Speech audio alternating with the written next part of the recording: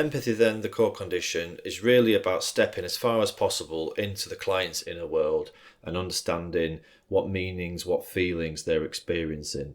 And it's not about analysing it or coming to firm conclusions. It's really about sitting there with them as best you can. It's important to be honest about how we're experiencing things and what we're picking up on, but we also need to express that in a quite a tentative way, because this is just our experience of what we're picking up on. They know best what their actual experience is.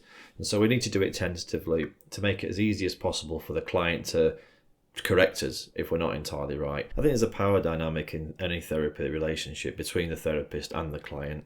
The client is a lot more vulnerable. They're talking about their stuff in a lot of detail. And so I think it's important that the therapist is always conscious of that and makes it as easy as possible for the client to correct the therapist. I'm not going to say definitively what their feelings are. I'm always checking it out. There also might be occasions whereby a client's got a certain perspective of therapy, maybe as the therapist, as the person who has all the answers. They may even think that what I say is true because I've said it. They may see me as the person who's coming to conclusions and giving them answers to what's going on for them. So I'm always very, very open and clear about the fact that they know themselves better than I know them. I want to give them a space for them to figure things out even more, but ultimately empathy is an ongoing dialogue-based process, and as soon as I've got a decent understanding of what's going on, then they'll carry on talking and I'll keep on trying to keep up with them and make sure I'm keeping up with them, and often check in, like I said in the last video, on a fairly regular basis. If I feel as though we're drifting, I will check my understanding to make sure that I'm as close to their experience as I possibly can be on an ongoing basis throughout the whole session. As part of this though, unowned feelings of your own can sometimes get in the way of your ability to go with them wherever they're going to go.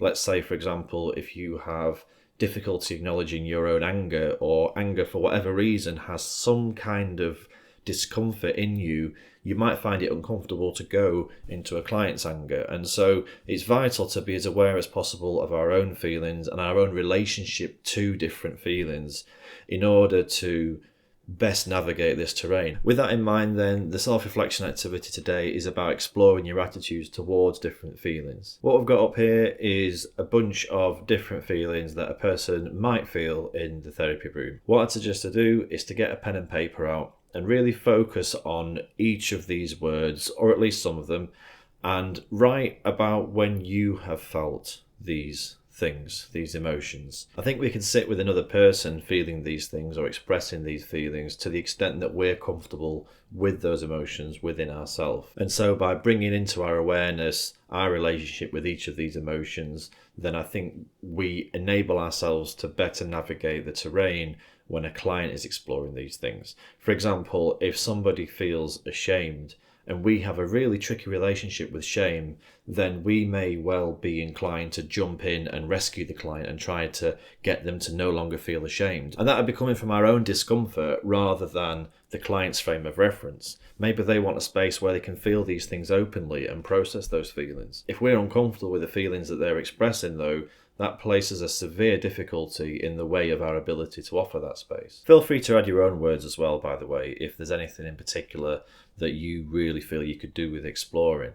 The other thing to bear in mind is that this is an ongoing process as well. There's no point at which you're going to be fully in touch with all of these feelings. You'll always have stuff. It's an ongoing thing to try and be as aware as possible while still knowing that there's never an end to it. Personally, I think that's one of the more interesting things about being a therapist, the fact that you're always learning about people in general, but also about yourself. I think that's great. Central to it, though, is this idea that I'll never be the finished product. I think that's absolutely vital to think and to feel about yourself as a therapist, that is, anyway.